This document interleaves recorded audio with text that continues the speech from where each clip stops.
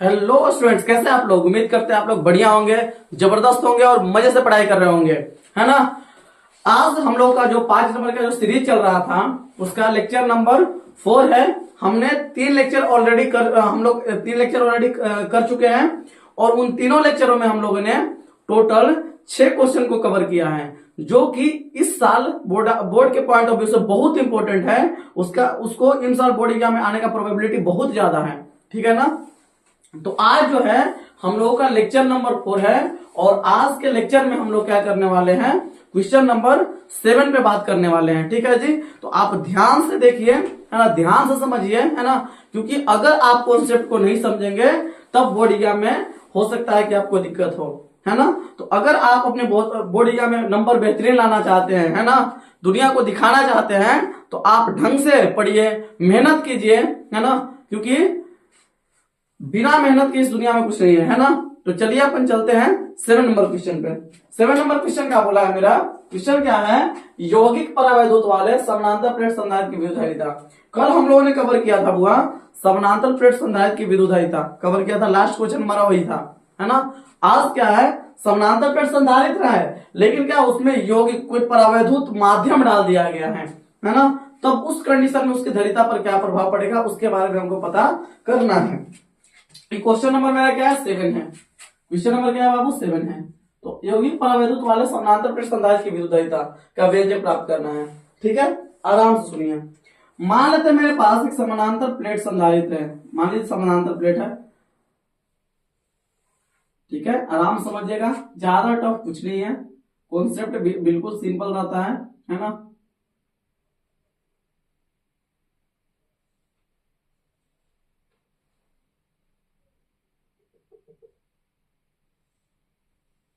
ठीक है,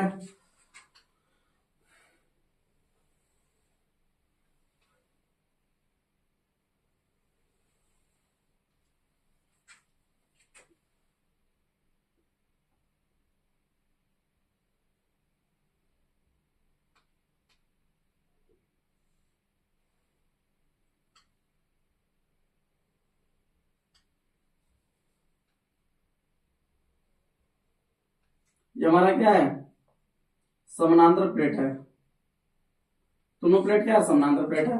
ऐसा होता है दोनों प्लेट, ऐसे आराम समझिएगा, ऐसे होता है दोनों प्लेट ऐसे, ठीक है ना। ऐसे हम बनाए हैं, आप लोग थोड़ा सा देखिएगा, ठीक है। मान लीजिए ये जो प्लेट है, एक प्लेट को इसमें चार्ज हम देते हैं और दूसरे प्लेट को मुद्रित करते हैं, ठीक है। और अगर ऐसे बनाने में दिक्कत है तो आप फ्लैट बना सकते हो, उससे कोई प्रॉब्लम नहीं होने वाला है, ठीक है जी। आप फ्लैट भी बना सकते हैं, ठीक है। देखिए, लेकिन हम ऐसे बनाए हैं, आप लोग चाहे तो ऐसे बना सकते हैं आप लोग, उससे कोई दिक्कत नहीं है, ठीक है। एक मिनट रुक जाइए, थोड़ा सा ये हमको लग रहा है, अब सही है, ठीक है, ठीक है। ऐसा है, समानांतर प्लेट है ना। हमने क्या किया, अब इन दोनों प्लेटों के बीच में हमने एक डाल दिया परावैद्युत माध्यम। पहले कल की क्लास में हमने क्या किया था, जब ये दोनों प्लेट था, दोनों समानांतर प्लेट था, है ना। इसका अगर नाम देना चाहे तो दे सकते हैं। इस प्लेट को हम पी बोल देते हैं, इस प्लेट को कुछ समझ ले, पी क्यू बोलना नहीं सही है, पी आर बोल देते हैं, इसको बोलते हैं पी और इस प्लेट को बोल देते हैं आर, ठीक है।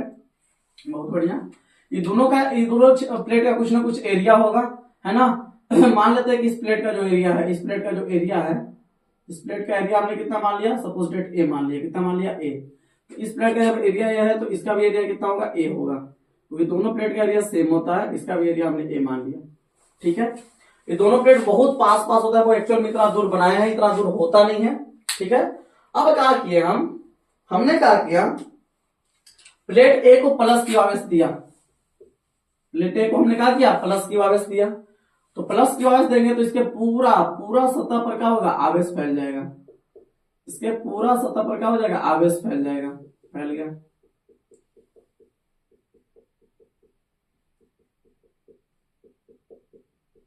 ठीक है जी। अब आगे सुनिए, हमने क्या कर दिया, इसको कर दिया अर्थिंग, इस प्लेट को हमने क्या कर दिया, अर्थिंग कर दिया। जब इस प्लेट को हम अर्थिंग करेंगे तो विद्युत प्रेरण की क्रिया द्वारा, चार्जिंग बाय इंडक्शन आप लोग पढ़े होंगे, है ना, प्रेरण द्वारा आवेशन, कि जब इसको पॉजिटिव चार्ज दिए, इसको बोधित किए तो क्या हुआ, पॉजिटिव चार्ज इसके पॉजिटिव को रिपेल किया, सब पॉजिटिव इस साइड आ गया होगा। अब क्या हुआ, इसको जैसे ही अर्थ से कनेक्ट किया है, पृथ्वी से कनेक्ट किया है, तो पृथ्वी है क्या मेरा, पृथ्वी है ओशियन ऑफ इलेक्ट्रॉन, इलेक्ट्रॉन का महासागर है। जैसे ही पृथ्वी से कनेक्ट किए हैं, धरती माता क्या करवा दी, इधर से इलेक्ट्रॉन फ्लो करवा दी, इधर से इलेक्ट्रॉन फ्लो कर गया, और जैसे ही इलेक्ट्रॉन इधर फ्लो किया तो इस पर क्या आ गया, निगेटिव चार्ज डेवलप हो गया।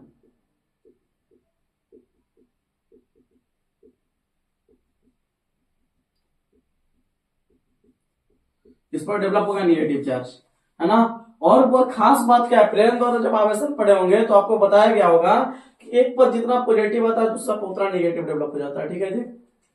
तो यहाँ पे क्या होता है ना, जितना इस पर पॉजिटिव होता है उतना ही इस पर कौन डेवलप हो जाता है, निगेटिव चाहिए, प्लस क्यू तो इस पर माइनस क्यू डेवलप हो जाता है, ठीक है। इतना था समानांतर प्लेट संधारित्र में केवल। और इन दोनों प्लेटों के बीच की दूरी अगर हम माने तो मान लेते हैं कि दोनों प्लेटों के बीच जो बीच की दूरी है यहां से लेकर यहां तक, है ना, दोनों प्लेटों के बीच की दूरी कितना है, मान लेते हैं कि डी है, ठीक है, कितना है, डी है। अब इतना था तो कल के कहानी में, लेकिन इसमें थोड़ा सा ट्विस्ट आया। ट्विस्ट क्या आया समझिएगा, आराम समझिएगा, ज्यादा हड़बड़ाहट कुछ नहीं है ना, आसान है, बिल्कुल आसान है, खाली ढंग से आपको समझना पड़ेगा, है ना। पहले सुनिए, अगर बात करें हम क्या करेंगे, हम इसके अंदर हमने क्या किया, एक परावैद्युत माध्यम को रख दिया। आराम सुनिएगा, कि पहले समानांतर प्लेट था, अब क्या किया गया, अब इसके अंदर एक परावैद्युत माध्यम को डाल दिया गया, इसके अंदर एक परावैद्युत माध्यम को डाला गया, ऐसा कुछ, ठीक है ना,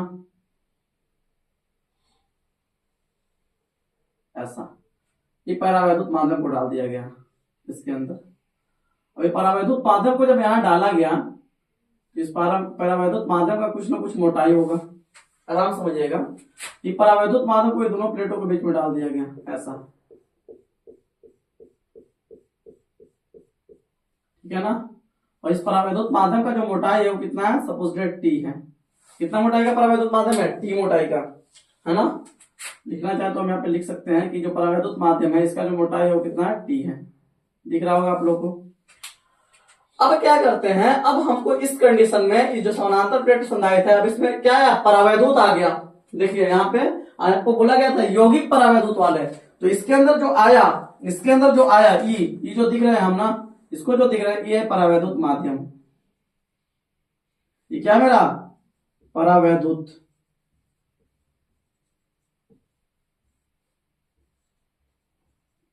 माध्यम। और जब इस परावैद्युत माध्यम है, ये जब परावैद्युत माध्यम है तो इसका आपेक्षिक परावैद्युतांक कुछ न कुछ होगा, क्योंकि जितना भी परावैद्युत माध्यम होता है, कोई भी माध्यम के लिए, जैसे पानी भी एक माध्यम है, तो पानी का आपेक्षिक परावैद्युतांक कितना होता है, 80 होता है, या फिर 81, आप लोग पढ़े होंगे। मेटल भी परावैद्युत माध्यम है, उसका कितना होता है, आपेक्षिक इनफाइनाइट होता है ना। तो जितना भी परावैद्युत माध्यम है ना, उन सब का कुछ न कुछ आपेक्षिक परावैद्युतांक होता है। उसी प्रकार से अगर इसके अंदर भी कुछ परावैद्युत माध्यम डाला गया होगा तो इसका भी कुछ न कुछ आपेक्षिक परावैद्युतांक होगा।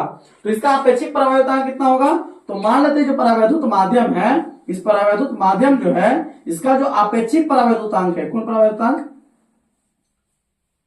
आराम सुनिएगा, इस परावैद्युत माध्यम का जो आपेक्षिक परावैद्युतांक है ना,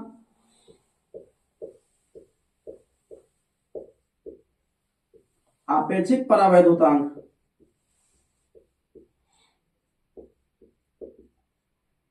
इस परावैद्युत माध्यम का आपेक्षिक परावैद्युतांक हमने कितना मान लिया, एप्सिलॉन आर मान लिया। कितना मान लिया, एप्सिलॉन आर, ठीक है। हमको एक्चुअली पता नहीं है तो इसको मान लिया एप्सिलॉन आर आपेक्षिक परावैद्युतांक। अब यहाँ पे कुछ कुछ बात नोटिस करने वाला है, क्या सुनिएगा। इलेक्ट्रिक फील्ड का जो फॉर्मूला होता है, एक्चुअल में इलेक्ट्रिक फील्ड का आप लोग फॉर्मूला पढ़े होंगे, आप जानते भी हैं कि जो ई होता है ना, ई इलेक्ट्रिक फील्ड जो होता है, ई बराबर होता है आपका के क्यू बाई आर, के क्यू बटा आर। और जो के का मान होता है ना, के का मान होता है 1/4 पाई एप्सिलॉन, एप्सिलॉन नोट नहीं, एप्सिलॉन 1/4 पाई एप्सिलॉन। और जब एप्सिलॉन क्या होता है, कोई माध्यम का परावैद्युतांक होता है, एप्सिलॉन क्या होता है, कोई माध्यम का परावैद्युतांक। और आप लोग एक फॉर्मूला और पढ़े होंगे, आपेक्षिक परावैद्युतांक बराबर क्या पढ़े होंगे, आपेक्षिक परावैद्युतांक बराबर, है ना, माध्यम का परिवर्तनांक अपॉन निर्वात का परिवर्तनांक, मतलब निर्वात के सापेक्ष किसी माध्यम के परिवर्तनांक जो होता है उसी को बोलते हैं अपेक्षिक परिवर्तनांक। आप लोग पढ़े हैं, नहीं पढ़े हैं तो आप लोग ध्यान में रखिएगा कि अपेक्षिक परिवर्तनांक क्या होता है, निर्वात के सापेक्ष किसी माध्यम का परिवर्तनांक, ठीक है ना। तो यहां से अगर एप्सिलॉन का वैल्यू निकाला जाता है तो एप्सिलॉन का वैल्यू निकल के आता है epsilon are into epsilon naught आता है जी, ठीक है। तो जब यहां पे वैल्यू रखा जाएगा के का, तो के का जो वैल्यू एक्चुअल में होता है वो कितना होता है 1/4 पाई एप्सिलॉन, कितना epsilon are into epsilon naught, या epsilon naught into epsilon r कर सकते हैं, 4 pi epsilon naught into epsilon are, ठीक है, बात क्लियर है। और जब इसमें इस वैल्यू को डाला जाएगा ई में, इसलिए यहां से ई का जो वैल्यू निकल के आएगा, ई का वैल्यू क्या निकल के आएगा, ये के जब कितना रख देंगे 1/4 pi epsilon naught into epsilon are into कितना क्यू बट्टा आर स्क्वायर, क्यू बट्टा आर स्क्वायर होता है यहाँ पे, सॉरी क्यू बट्टा क्या हो जाएगा आर स्क्वायर हो जाएगा। अब यहां से अगर आप देखें पूरा गौर से देखें तो 1/4 पाई एप्सिलॉन नोट कांस्टेंट, कोई चार्ज अगर कांस्टेंट लिया, डिस्टेंस में अगर हमारे नियत ले लिए और हमारे सब चीज को हम कांस्टेंट कर दिए, कोई माध्यम में खाली हम डाल रहे हैं, किसी चार्ज को उतना ही सेपरेशन पर अगर हम कोई एक माध्यम से उठा करके अगर दूसरे माध्यम में डाल रहे हैं तो वहां पे क्या हुआ, क्यू भी कांस्टेंट है, चार्ज भी कांस्टेंट है, आर स्क्वायर भी कांस्टेंट है ना, और बाकी 1/4 पाई एप्सिलॉन नोट कांस्टेंट होता ही है। तो इसलिए यहां से जो ई का जो वैल्यू हो जाएगा, ई इलेक्ट्रिक फील्ड, यहां से जो इलेक्ट्रिक फील्ड हो जाएगा वो इनवर्सली प्रोपोर्शनल कितना हो जाएगा, प्रोपोर्शनल कितना हो जाएगा एप्सिलॉन आर के।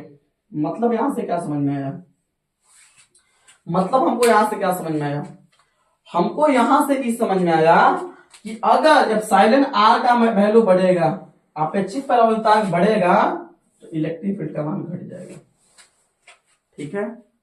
क्या बोल रहा है, एप्सिलॉन आर का मान अगर बढ़ेगा तो इलेक्ट्रिक फील्ड का मान क्या हो जाएगा, घट जाएगा, और एप्सिलॉन आर का वैल्यू अगर घटा तो इलेक्ट्रिक फील्ड का मान क्या हो जाएगा, बढ़ जाएगा। यहां पे लॉजिक की है, क्लियर है। अब अगर देखा जाए यहां पे तो यहां पर क्या होगा, यहां पर भी क्या होगा, इन दोनों प्लेटों के बीच में अगर मान ली पॉजिटिव प्लेट है निगेटिव प्लेट है तो इन दोनों प्लेट को बीच में क्या होगा, इलेक्ट्रिक फील्ड का मान होगा, इलेक्ट्रिक फील्ड तो होगा ना, हाँ होगा।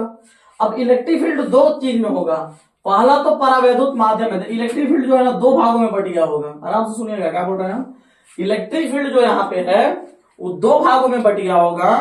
पहला किसमें, पहला तो परावैद्युत माध्यम में इलेक्ट्रिक फील्ड अलग होगा, ये परावैद्युत माध्यम में, और दूसरा इधर जो है ना, इधर इधर हवा हवा मान लिया, कुछ भी मान लीजिए, है ना, तो इधर जो इलेक्ट्रिक फील्ड है जहां परावैद्युत माध्यम उपस्थित नहीं है, जो खाली स्थान में, यहां पे इलेक्ट्रिक फील्ड का मान कुछ और होगा, ठीक है जी। सुनिए, अगर हम बात करें परावैद्युत माध्यम में इलेक्ट्रिक फील्ड का मान कितना होगा, तो परावैद्युत माध्यम में सबसे पहले सोचते हैं इलेक्ट्रिक फील्ड कितना होगा। एक बात गौर कीजिएगा, इसका अपेक्षिक परावैद्युतांक कितना है, अपेक्षिक परावैद्युतांक इसका एप्सिलॉन आर, और हम क्या पढ़ा है कि जितना इलेक्ट्रिक एप्सिलॉन आर, अगर एप्सिलॉन आर देखा जाए अगर इसका मान बढ़ा तो इलेक्ट्रिक फील्ड घट जाएगा, समझ में आ रहा नहीं आ रहा है, ठीक है ना, और इसका मान अगर घटा तो इलेक्ट्रिक फील्ड क्या हो जाएगा, बढ़ जाएगा। इतना बात तो हम समझ में आ रहा है, लेकिन एक बात और अगर गौर करें हम, एक बात अगर थोड़ा सा हम आपको थोड़ा सा और रिकॉल करवाएं तो हम क्या रिकॉल करवा सकते हैं कि अगर मान लीजिए कोई चार्ज है प्लस क्यू, ठीक है जी, कोई चार्ज है, आराम समझिएगा, थोड़ा सा कॉन्सेप्ट रिकॉल करवाते हैं उसके बाद इसको समझाएंगे।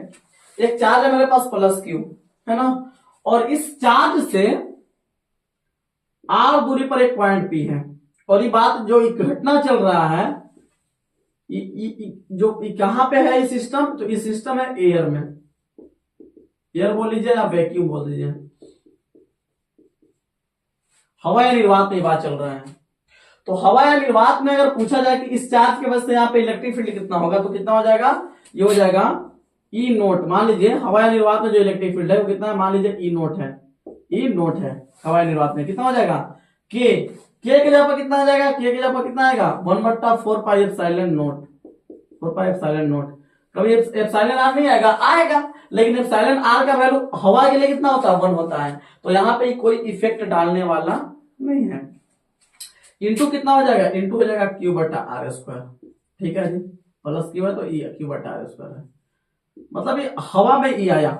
लेकिन अगर यही सिस्टम को हम कोई मीडियम में डालें और कोई ऐसा मीडियम में डाल रहे हैं जिसका अपेक्षिक प्रवायुतांक जो है ना एप्सिलॉन आर है, आराम सुनिएगा। अब यही सिस्टम को अगर डाल दें इस मीडियम में, है ना, यहां पर भी प्लस क्यू चार्ज रखे हैं और इससे वो आर दूरी पर कोई पॉइंट पी है और यहाँ पे अगर इलेक्ट्रिक फील्ड पूछा जाए कितना होगा, जबकि इस माध्यम का अपेक्षिक प्रवायुतांक कितना है, एप्सिलॉन आर है, तब यहाँ पे जो है, तब यहाँ पे इलेक्ट्रिक फील्ड, इस मीडियम में इलेक्ट्रिक फील्ड का मान कितना हो जाएगा, मीडियम में जो इलेक्ट्रिक फील्ड हो जाएगा वो कितना हो जाएगा बताइए, हो जाएगा आपका 1/4 पाई एप्सिलॉन नॉट इंटू कितना हो जाएगा, एप्सिलॉन आर हो जाएगा, इंटू एप्सिलॉन आर। देखिए यहाँ पे एप्सिलॉन आर का वैल्यू 1 क्यों आया, क्योंकि एयर के लिए बात चल रहा था और एयर या वैक्यूम के लिए जो एप्सिलॉन आर का वैल्यू होता है 1 होता है, ठीक है ना। लेकिन इस मीडियम में जब आए तो इसका एप्सिलॉन आर का वैल्यू 1 नहीं है, इसका जो अपेक्षिक प्रवायुतांक है एप्सिलॉन आर ही है, तो यहाँ पे एप्सिलॉन आर रहा है, इंटू का हो जाएगा, इंटू हो गया क्यू बटा आर स्क्वायर। अगर आप लॉजिकली देख पा रहे होंगे तो आपको एक बात समझ में आ रहा है कि 1/4 pi epsilon naught into q बटा r square, 1/4 pi epsilon naught into q बटा आर स्क्वायर, ये पूरा के जगह पर ई नोट हम लिख सकते हैं, एयर वाला पूरा के जगह लिख सकते हैं हम ई नोट। इसलिए यहाँ पे ये जो मीडियम में जो इलेक्ट्रिक फील्ड आया कितना आया, वो आया ई नोट अपॉन एप्सिलॉन आर। मतलब कोई माध्यम में जो इलेक्ट्रिक फील्ड का मान होता है वो हवा के मुकाबले कितना गुना कम होता है, जितना उसका अपेक्षिक प्रवायुतांक होता है। समझ में आ रहा है बात? फिर से सुनिए हम क्या बोल रहे हैं कि कोई भी माध्यम में जो इलेक्ट्रिक फील्ड होता है कितना गुना, एक बात हमेशा आप लोग जान लीजिए कि जो इलेक्ट्रिक फील्ड का मान सबसे मैक्सिमम कहां होता है, तो एयर या वैक्यूम में होता है ना। क्यों? क्योंकि एयर या वैक्यूम में क्या होगा, एप्सिलॉन आर का जो मान होगा वो 1 होगा। लेकिन इसके अलावा और जितना भी आप मीडियम उठा लेंगे, सब मीडियम में जो एप्सिलॉन आर का मान होगा एयर से ज्यादा होगा, और सब मीडियम के में एप्सिलॉन आर तो अपेक्षिक प्रवायुतांक का मान सब मीडियम में अगर हवा से ज्यादा है तो सब माध्यम में इलेक्ट्रिक फील्ड का मान क्या होगा, हवा से कम होगा। ठीक है जी, बात समझ में आ रहा? आप लोग ढंग से पढ़े होंगे। हाँ, फिजिक्स अगर आपको ढंग से पढ़ाया गया होगा, आप ढंग से पढ़े होंगे तो आपको चीजें समझ में आ रही होगी। और अगर आप केवल ऊपर के नॉलेज लिए होंगे तब आपको दिक्कत हो सकता है। ठीक है, क्योंकि स्टार्टिंग का चीज है, इलेक्ट्रोस्टैटिक्स का स्टार्टिंग के पोर्शन का चीज है, ज्यादा टफ कॉन्सेप्ट नहीं है। ठीक है जी, अब सुनिए यहाँ पे, मतलब यहां से इस रिजल्ट से हमको ये पता चल रहा है कि कोई भी माध्यम में जो इलेक्ट्रिक फील्ड का मान होता है वो क्या होता है, जितना उसका अपेक्षिक प्रवायुतांक होता है उतना गुना का हो जाता है, घट जाता है।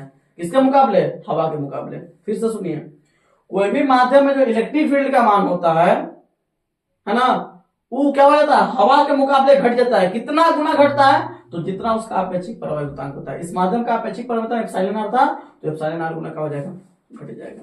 बात क्लियर? अब यही कॉन्सेप्ट को यहां पे बिल्डअप, वही कॉन्सेप्ट को जस्ट यहां लगाएंगे। अगर हम खाली हवा में, आराम सुनिए, अगर हम हवा में इलेक्ट्रिक फील्ड पूछे कितना होगा, तो कल हम निकलवाए थे। क्योंकि देखिए इस इधर अगर एयर होगा, इधर एयर होगा, तो यहाँ पे जो इलेक्ट्रिक फील्ड होगा इसके वजह से भी होगा और इसके वजह से भी होगा। यहाँ पे मान लीजिए इलेक्ट्रिक फील्ड, मान लीजिए किसके वजह से है, मान लीजिए प्लेट 1, मतलब इस प्लेट की वजह से इलेक्ट्रिक फील्ड इधर है, इस प्लेट की वजह से मान लेते हैं, कोई दिक्कत? अच्छा, अगर इस प्लेट की वजह से इलेक्ट्रिक फील्ड इवन है तो प्लेट आर की वजह से इलेक्ट्रिक फील्ड यानी यहाँ पे ऐसा ईपी लिख देते हैं। ईपी मतलब आपको पता चलेगा कि प्लेट पी की वजह से इलेक्ट्रिक फील्ड हुआ है। ठीक है, और जब प्लेट पी की वजह से इलेक्ट्रिक फील्ड उधर है, पूरा पॉजिटिव चार्ज से दूर है, तो प्लेट आर की वजह से भी तो इलेक्ट्रिक फील्ड उधर होगा। क्योंकि निगेटिव इलेक्ट्रिक फील्ड का जो मान होता है निगेटिव चार्ज के ओर होता है, निगेटिव चार्ज के ओर होता है, तो इसकी वजह से इलेक्ट्रिक फील्ड इसके ओर होगा, इसके ओर होगा, मतलब इसके वजह से इलेक्ट्रिक फील्ड इधर होगा। ठीक है जी, मान लीजिए ई आर है, हम बाहर में बात कर रहे हैं एयर में, ई आर। बात समझ में आ गया? क्लियर है? तो अगर हम बात करें दोनों प्लेटों के बीच, आराम सुनिएगा, दोनों प्लेटों के बीच है ना वो परावैद्युत माध्यम के अतिरिक्त, आराम सुनिए, दोनों प्लेटों के बीच अगर इलेक्ट्रिक फील्ड का मान अगर देखें हम, तो दोनों प्लेटों के बीच इलेक्ट्रिक फील्ड का मान कितना होगा, तो इसके वजह से जो इलेक्ट्रिक फील्ड है वो, और इसके वजह से जो इलेक्ट्रिक फील्ड है, ये दोनों को जोड़ देंगे क्योंकि यहाँ पे डायरेक्शन सेम है। डायरेक्शन क्या है? सेम है। तो हम लिखेंगे कि दोनों प्लेटों के बीच,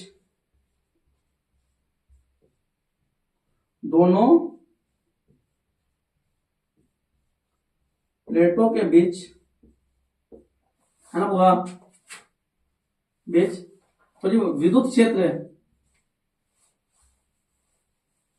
दोनों प्लेटों के बीच है ना विद्युत क्षेत्र का परिमाण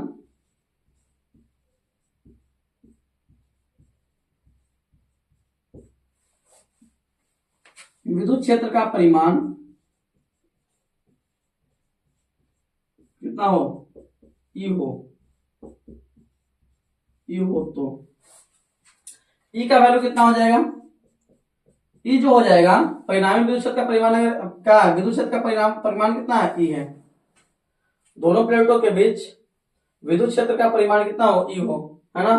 तो दोनों प्लेटों के बीच विद्युत क्षेत्र का परिमाण अगर ई है तो क्या होगा? नेट इलेक्ट्रिक फील्ड अगर ई है तो क्या होगा? क्या हो गया होगा कि इस प्लेट की वजह से भी है और इस प्लेट की वजह से भी, दोनों प्लेटों के बीच है इलेक्ट्रिक फील्ड। तो ये दोनों इलेक्ट्रिक फील्ड का डायरेक्शन अगर सेम है तो ये दोनों डायरेक्ट क्या हो जाएगा? जुट जाएगा। तो ई का वैल्यू क्या हो जाएगा?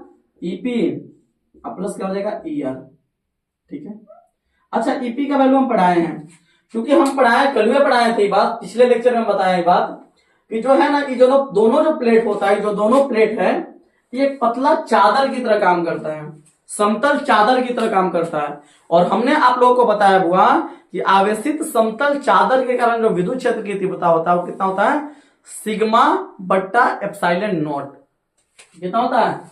सॉरी, सिग्मा बट्टा 2 एप्सिलॉन नॉट। क्या पढ़ाए थे? सिग्मा बट्टा 2 एप्सिलॉन नॉट। तो जो ईपी का वैल्यू होगा वो कितना होगा? सिग्मा बट्टा 2 एप्सिलॉन नॉट प्लस ईआर का वैल्यू कितना होगा? सिग्मा बट्टा 2 एप्सिलॉन नॉट। सही है। अब यहां से अगर 2 एप्सिलॉन नॉट अगर एलसीएम ले लिया जाए तो कितना बचेगा? यहां से बचेगा सिग्मा प्लस यहां से बचेगा सिग्मा। तो सिग्मा सिग्मा हो जाएगा 2 सिग्मा। सिग्मा सिग्मा क्या? Sigma 2 sigma. ये हो जाएगा 2 सिग्मा बट्टा 2 एप्सिलॉन नॉट। 2 से 2 कैंसिल हो जाएगा, तो इसलिए ई जो वैल्यू आया ना, ई बराबर आया सिग्मा बट्टा एप्सिलॉन नॉट। लेकिन एक बात यहाँ पे नोटिस करना है कि जो इलेक्ट्रिक फील्ड ई आया है वो केवल एयर में आया है, परावैद्युत माध्यम में नहीं आया है। जो दोनों प्लेटों के बीच जो इलेक्ट्रिक फील्ड आया है, आराम सुनिएगा, ढंग से समझिएगा, पूरा बात क्रिस्टल क्लियर होगा।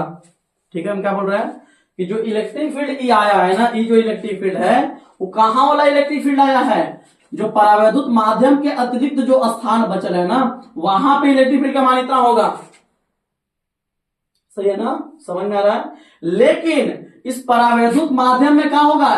कल वो तो हम बताए थे, कल अगर मान लीजिए परावैद्युत माध्यम नहीं था तभी तो इलेक्ट्रिक फील्ड इतना ही आ रहा था, सिग्मा बटा एप्सिलॉन नॉट। ठीक है ना? तो परावैद्युत माध्यम के अतिरिक्त, परावैद्युत माध्यम को छोड़ करके, आराम सुनिए, परावैद्युत माध्यम को छोड़ करके जितना भी स्थान है सब स्थान में इलेक्ट्रिक फील्ड का मान कितना होगा? सिग्मा बटा एप्सिलॉन नॉट होगा। लेकिन का परावैद्युत माध्यम में क्या हो गया होगा? ये परावैद्युत माध्यम जो है ना, इसमें इलेक्ट्रिक फील्ड का मान घट गया होगा। कितना घटा होगा? हम बताए हैं कितना घटा होगा, तो जितना इसका अपेक्षित परावैद्युतांक है हम बताए हैं। कोई भी माध्यम में जो होता है ना, इलेक्ट्रिक फील्ड का मान घट जाता है। कितना घटता है? तो जितना उसका अपेक्षित परावैद्युतांक होता है उतना गुना उस माध्यम में इलेक्ट्रिक फील्ड का मान घट जाता है। ठीक है। तो इस माध्यम में भी, जो परावैद्युत माध्यम है, इसमें भी इलेक्ट्रिक फील्ड घटा होगा। कितना घटा होगा? पहले जितना था उसके एप्सिलॉन आर गुना, क्योंकि इसका अपेक्षित परावैद्युतांक एप्सिलॉन आर है। ठीक है ना? तो यहां पे अगर लिखेंगे, यहां पे लिखेंगे कि यदि परावैद्युत माध्यम में, यदि परावैद्युत माध्यम में ना विद्युत क्षेत्र का परिमाण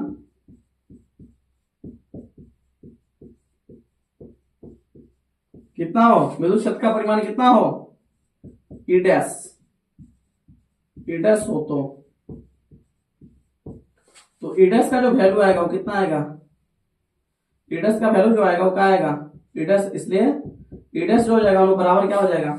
तो ई डैश बराबर क्या हो जाएगा बताइए, ई डैश बराबर हो जाएगा जितना पहले इलेक्ट्रिक फील्ड है, जितना इलेक्ट्रिक फील्ड है हवा में, जब परावैद्युत माध्यम नहीं है, जितना इलेक्ट्रिक फील्ड है उसके कितना गुना, जितना इसका अपेक्षित परावैद्युतांक है उतना गुना इलेक्ट्रिक फील्ड का होगा, घटेगा। क्यों? क्योंकि देखिए यहाँ पे हम बताए हैं कि अगर एयर में इलेक्ट्रिक फील्ड ई नॉट है तो माध्यम में जाने पर क्या हो गया, इसका अपेक्षिक परावैद्युतांक अगर एप्सिलॉन आर है इस माध्यम का अगर अपेक्षिक परावैद्युतांक एप्सिलॉन आर है तो इसमें जाने पर इलेक्ट्रिक फील्ड जो है ना, इलेक्ट्रिक फील्ड क्या हो जा रहा है, घट जा रहा है। कितना गुना? एप्सिलॉन आर गुना।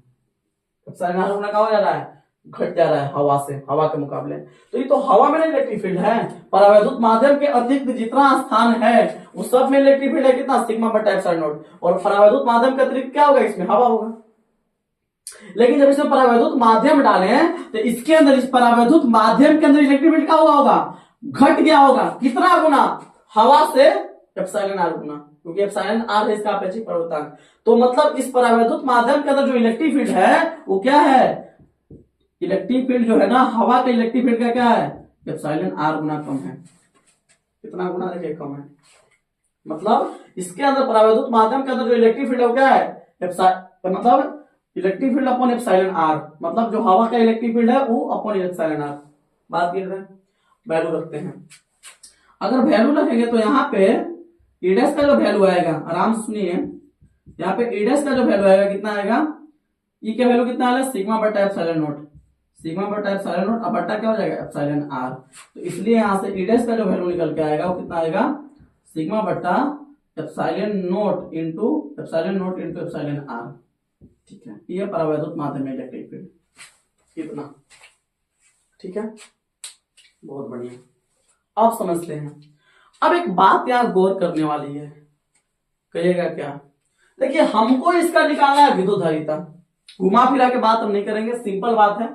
क्या है, हमको इसका निकालना है विद्युत धारिता। और विद्युत धारिता बराबर फॉर्मूला हमने क्या पढ़ा है, आप लोगों को विद्युत धारिता सी बराबर होता है Q by V. Q by V बोलिए, डेल्टा वी बोलिए, बातें की है, पोटेंशियल डिफरेंस। मतलब सी बराबर फॉर्मूला क्या होता है, क्यू अपॉन डेल्टा वी होता है। मतलब हमको क्यू तो पता है, दोनों जो मतलब क्या प्लेट है, दोनों पर चार्ज तो हमको पता है, plus Q minus plus Q. मतलब दोनों प्लेट पर जो आवेश का परिमाण है, दोनों प्लेट पर आवेश का परिमाण क्या है, प्लस क्यू है। भले नेचर दोनों का ऑपरेटर है, लेकिन दोनों प्लेट पर आवेश का परिमाण कितना है, प्लस क्यू है। कितना है, प्लस क्यू है। लेकिन क्या है बुआ, हमको क्या है, दोनों प्लेटों के बीच पोटेंशियल डिफरेंस पता नहीं है। अगर इन दोनों प्लेटों के बीच हमको पोटेंशियल डिफरेंस पता चल जाए, विभवांतर का मान पता चल जाए, तो हम ये जो संधारित्र है मेरा, इसका हम विद्युत धारिता निकाल लेंगे। क्योंकि विद्युत धारिता निकालने के लिए दो ही चीज चाहिए, पहला चाहिए क्या, आवेश, और दूसरा चाहिए विभवांतर। और विभवांतर हम कैसे निकालेंगे, विभवांतर हम निकाल लेंगे किसका उपयोग करके, तो विभवांतर का कल हम फार्मूला पढ़ाए हैं, उस फार्मूला का यूज करके हम इन दोनों प्लेटों के बीच हम क्या कर लेंगे, विभवांतर का मान कैलकुलेट कर लेंगे। क्लियर है? ठीक है, इधर के हम स्थान को इधर हम मिटाते हैं, एक बार देख लीजिए। अगर कोई चीज दिक्कत है तो उसको क्या कर लीजिए, अगर लग रहा है कोई नोट करने वाला है तो उसको नोट कर लीजिएगा। ठीक है, बाकी हम मिटाते हैं इसको।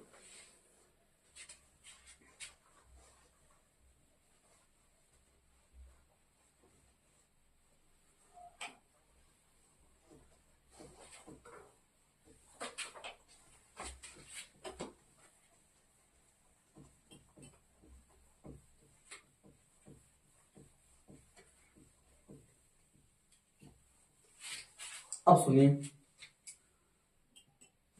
आराम समझिए, हमको निकालना है विद्युत धारिता सी बड़ा फॉर्मूला क्या होता है, क्यू अपॉन डेल्टा वी। हमको क्यू तो पता है लेकिन डेल्टा भी नहीं पता है, मतलब दोनों प्लेटों के बीच पोटेंशियल डिफरेंस नहीं पता है। ठीक है ना, तो हमको निकालना पड़ेगा पोटेंशियल डिफरेंस। तो पोटेंशियल डिफरेंस बराबर एक फॉर्मूला होता है, डेल्टा वी बराबर क्या होता है, E into delta x. Potential difference delta we बराबर एक फॉर्मूला क्या होता है, डेल्टा वी बराबर होता है ई delta x, E into delta x. ठीक है जी, इसी फॉर्मूला का यूज करके हम इन दोनों प्लेटों के बीच का पोटेंशियल डिफरेंस पता कर लेंगे। ठीक है, अब सुनिए, अगर हमको दोनों प्लेटों के बीच पोटेंशियल डिफरेंस निकालना है, ठीक है, तो एक बात बताइए, यहां पे जो पोटेंशियल जो होगा ना, ये दोनों प्लेटों में जो पोटेंशियल होगा वो दो जगह पे ड्रॉप किया हुआ होगा, दो भागों में बटा हुआ।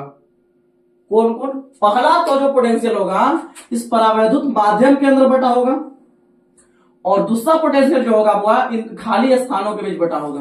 आराम सुनिए, हम क्या बोल रहे हैं, इन दोनों प्लेटों के बीच हमको चाहिए पोटेंशियल डिफरेंस, और इन दोनों प्लेटों के बीच का जो पोटेंशियल डिफरेंस है, जो विभवांतर है, वो दो कैटेगरी में बट गया होगा। पहला तो इस परावैद्युत प्लेट माध्यम के अंदर, परावैद्युत माध्यम के अंदर पोटेंशियल होगा, और दूसरा ही खाली स्थान में, ठीक है ना। तो हमको दोनों कंडीशन में कुल पोटेंशियल, मतलब हम सबसे पहले परावैद्युत माध्यम का पोटेंशियल निकाल लेंगे, उसके बाद जो खाली स्थान में जो पोटेंशियल है उसको निकाल लेंगे, और दोनों को जोड़ देंगे, तब जाके हमको दोनों प्लेटों के बीच कुल पोटेंशियल डिफरेंस का मान मिल जाएगा। और जब हमको पोटेंशियल डिफरेंस मिल जाएगा, तब हम बुआ इस फॉर्मूला का यूज करके हम इस संधारित्र का निकाल लेंगे, विद्युत धारिता निकाल लेंगे। ठीक है जी, चलिए देखते हैं पर। तो हम क्या करते हैं, हम सबसे पहले क्या निकालते हैं, परावैद्युत माध्यम के अतिरिक्त, परावैद्युत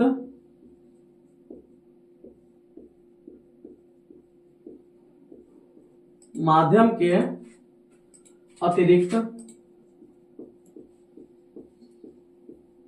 न बुआ अन्य भागों में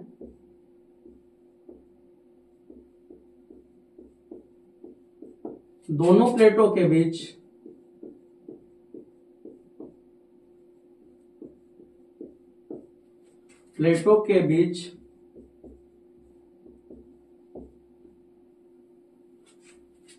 विभवांतर का मान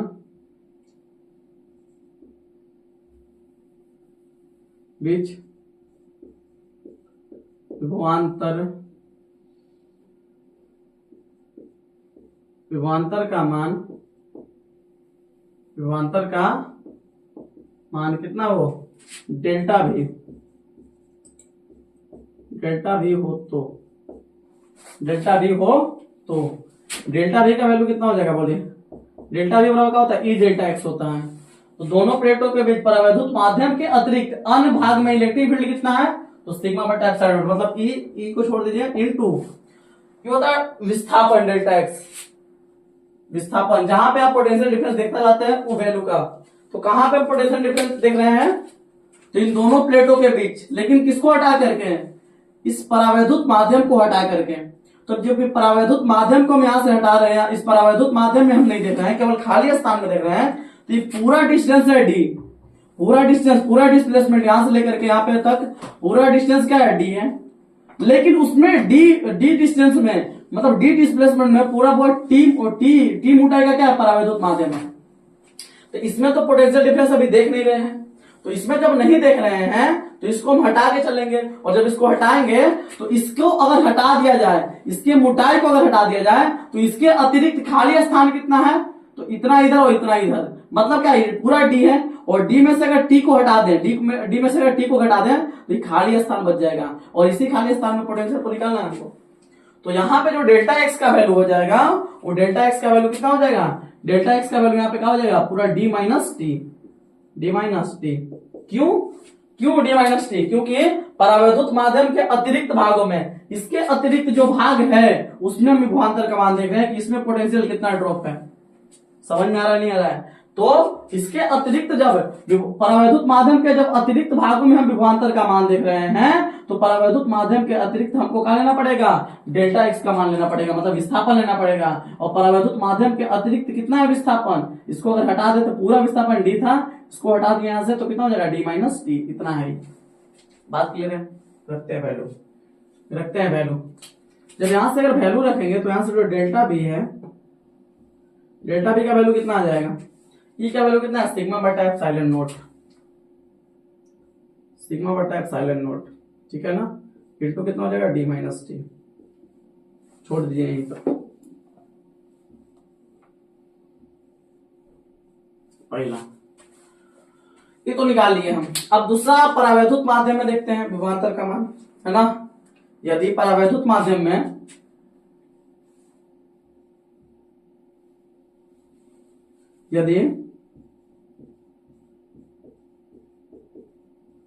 परावैद्युत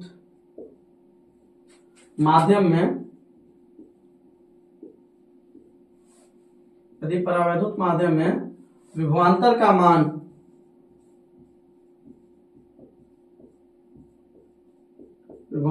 मान डेल्टा भी डैश हो तो, है ना, इसको क्या मान लेते हैं कुछ समय के लिए, इसको क्या मान लेते हैं, इसको मान लेते हैं V1, इसको V1 मान लेते हैं और इसको मान लीजिए V2, डेल्टा V2, है ना।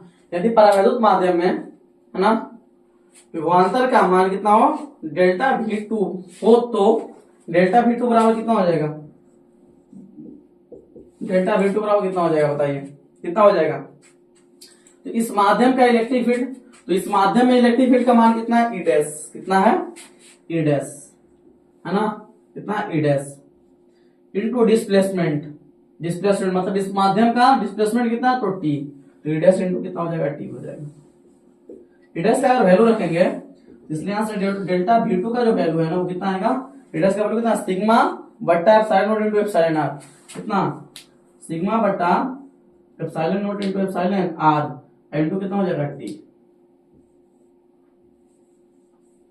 सही है, कोई दिक्कत, समझ में आ रहा है ढंग से। अब देखिए, अब मान लेते हैं कि इसका जो विद्युत धारिता सी है, अब पहले हमको क्या निकालना पड़ेगा, कुल पोटेंशियल डिफरेंस निकालना पड़ेगा। इसलिए दोनों प्लेटों के बीच कुल विभवांतर कितना हो जाएगा, तो इतना विभवांतर एयर में है, मतलब परावैद्युत माध्यम के अतिरिक्त जो स्थान है ना उस स्थान में विभवांतर है डेल्टा V1 और परावैद्युत माध्यम में विभवांतर डेल्टा V2, तो हमको कुल विभवांतर कितना मिल जाएगा दोनों के बीच, तो दोनों को जोड़ दीजिए, इस विभवांतर और इस विभवांतर को हम क्या कर देंगे, जोड़ देंगे। तो यहाँ पे लिखेंगे, इसलिए दोनों प्लेटों के बीच कुल विभवांतर, यहाँ पे क्या लिखेंगे, इसलिए दोनों प्लेटों के बीच, इसलिए दोनों प्लेटों के बीच, यहाँ पे ये जो फॉर्मूला है आप लोग इस नोट कर लीजिएगा, इसको नोट कर लीजिएगा, ठीक है बाबू, इसको छोड़ देते हैं हम, यहाँ पे देखते हैं, दोनों प्लेटों के बीच, इसलिए दोनों प्लेटों के बीच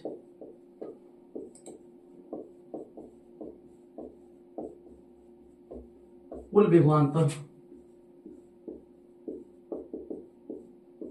मान लेते हैं कि डेल्टा भी है, तो कितना हो जाएगा, delta V1 plus delta V2, कुल विभवांतर मतलब एयर वाला विभवांतर प्लस परावैद्युत माध्यम वाला विभवांतर। ठीक है जी, क्लियर है कॉन्सेप्ट यहां तक। अगर कोई दिक्कत है तो बोलिए कि यहां से दिक्कत है ना। अच्छा, तो अब जोड़िए, यहां से डेल्टा V का वैल्यू निकालेंगे तो कितना हो जाएगा, डेल्टा V1, डेल्टा V1 का वैल्यू कितना है, सिग्मा बटा एप्सिलॉन नॉट, सिग्मा बटा एप्सिलॉन नॉट इनटू कितना है, d माइनस टी, ठीक है, प्लस डेल्टा V2 का वैल्यू कितना है, सिग्मा बटा epsilon naught into epsilon R, कितना है, सिग्मा बटा epsilon naught into epsilon R into T है। ठीक है, अब एक काम करते हैं अपन, दोनों में से कितना कॉमन है, सिग्मा बटा एप्सिलॉन नॉट पहले कॉमन लीजिए, सिग्मा बटा एप्सिलॉन नॉट, सिग्मा बटा एप्सिलॉन नॉट कॉमन ले लीजिए, यहां से कितना बचेगा, d माइनस टी, है ना, d माइनस टी, है ना, और यहां से कितना बचेगा, सिग्मा बटा एप्सिलॉन नॉट तक t बटा प्लस t बटा एप्सिलॉन आर। ठीक है, थोड़ा सा और बढ़ाएं हम, इसलिए यहाँ डेल्टा V का जो वैल्यू हो जाएगा, इसलिए यहां से डेल्टा V का जो वैल्यू हो जाएगा वो कितना आ जाएगा, सिग्मा बटा एप्सिलॉन नॉट इनटू कितना हो जाएगा, d माइनस, अगर t को कॉमन ले ले दोनों में से, माइनस t कॉमन ले ले तो यहां से बच जाएगा 1, माइनस यहां से कितना बच जाएगा, 1 बटा एप्सिलॉन r। ठीक है, ये है आपका डेल्टा V। और डेल्टा V जब कुल पोटेंशियल डिफरेंस हमको मिल गया तो अब इसका विद्युत धारिता निकालने में कोई दिक्कत नहीं है। ठीक है ना, अब इसका विद्युत धारिता हम आराम से निकाल सकते हैं। ठीक है, तो यहाँ पे हम एक शब्द लिखेंगे, यदि समानांतर प्लेट संधारित्र की विद्युत धारिता, यदि संधारित्र की विद्युत धारिता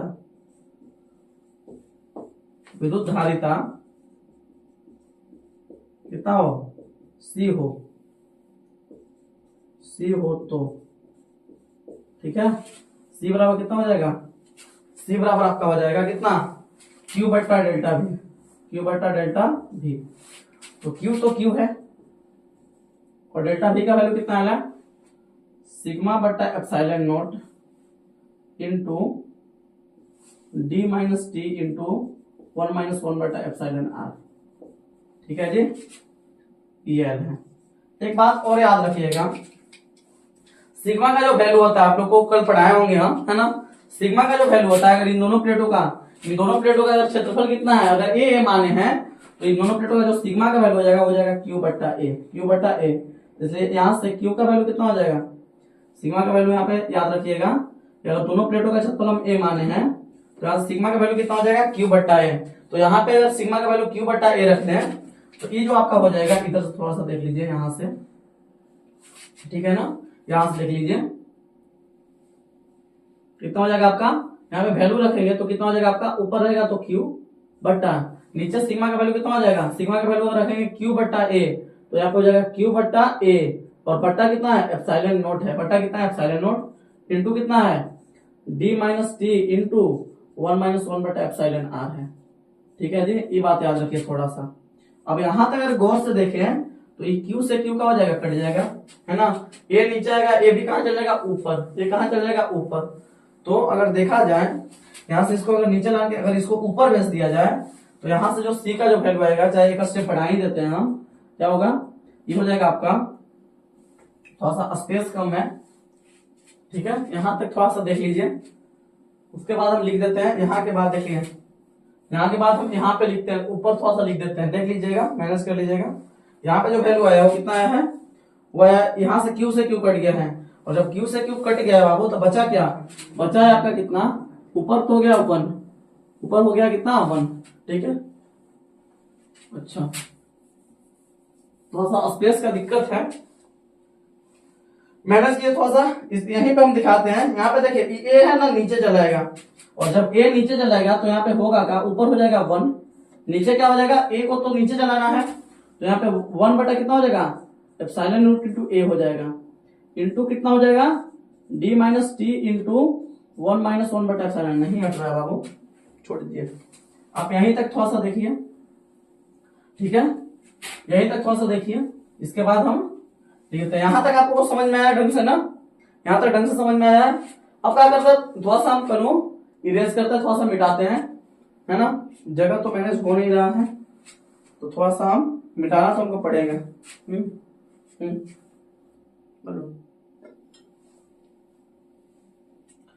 देखो यहाँ पे हम थोड़ा सा लिख देते हैं बाबू, यहीं पे थोड़ा सा, यहां से हम चलते हैं, यहां से हम इधर कर लेते हैं। देखिए क्या है, आप लोग मैनेज कर लीजिएगा, थोड़ा सा स्पेस का दिक्कत है, लेकिन हो जाएगा मैनेज, इतना में कर लेंगे।